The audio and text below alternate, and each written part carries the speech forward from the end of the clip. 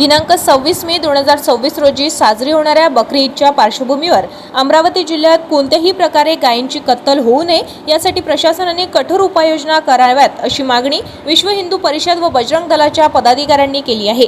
प्रांत सहयोजक दीपक पारवाणी यांच्या नेतृत्वाखाली अनिल साहू, जिदेश ढंडवाल, यश गुप्ता, प्रकाश लुंगीकर, महेंद्र गुप्ता, विशाल राऊत, कार्तिक नाचनकर, अजिंक्य काळे, प्रिन्स कोठार, गौरव कोरडे, ओम वंसुकार आदींनी प्रशासनाला निवेदन दिले। निवेदनात म्हटलंय की हिंदू समाज गायीला माता म्हणून तिची पूजा करतो, मात्र प्रत्येक वर्षी बकरी ईदच्या काळात काही भागांमध्ये गायी व वासरांची अवैध कत्तल होत असल्याचे दिसून येते। महाराष्ट्र शासनाने 2025 मध्ये लागू केलेल्या गोवंश हत्या प्रतिबंधक कायद्याचे उल्लंघन होत असल्याचा आरोपही करण्यात आला आहे। येत्या बकरी ईदच्या काळात अमरावती शहरातील काही भागांमध्ये मोठ्या प्रमाणात गोवंश आणण्यात आल्याची माहिती मिळत असल्याने निवेदनात नमूद करण्यात आले आहे। त्यामुळे प्रशासनाने तातडीने कारवाई करून कायदा व सुव्यवस्था अबाधित ठेवावी, तसेच बकरी ईदला केवळ बकऱ्यांचाच बळी दिला जावा व गोवंश हत्या पूर्णपणे रोखावी अशी मागणी करण्यात आली आहे। दरम्यान धार्मिक भावना दुखावल्या जाणार नाहीत आणि प्रशासनाने दक्षता घ्यावी अशी अपेक्षाही व्यक्त करण्यात आली आहे। या बातमीचा आढावा घेतलाय आमचे प्रतिनिधी सतीश पाटील यांनी।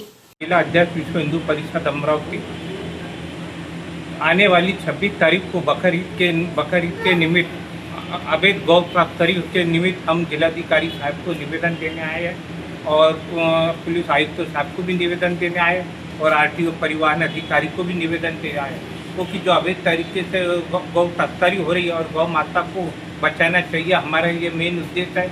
अगर इसे हम मार्फत हम जिलाधिकारी साहब को निवेदन दे रहे हैं कि अगर ये गौवंश तस्करी नहीं रुकी तो हम अपनी तरह से जवाब देंगे।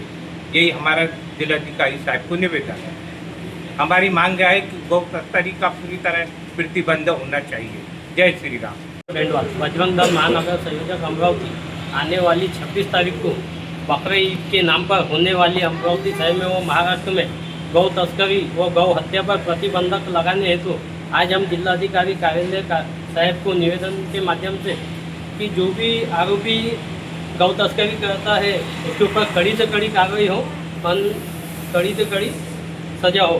ताज्या घडामोडी आणि आपल्या शहरातील बातम्या बघण्यासाठी नंबर 1 न्यूज चॅनलला सबस्क्राइब करा, शेअर करा, आपल्या प्रतिक्रिया कमेंट बॉक्स मध्ये द्या।